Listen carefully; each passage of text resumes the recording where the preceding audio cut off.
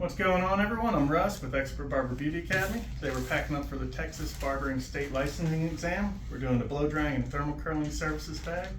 It's a 2.5 gallon bag, easy open, easy close top.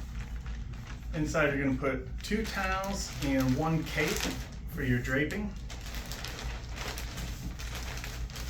You're also going to need a rat tail comb and a hairbrush, a round roller brush, a blow dryer,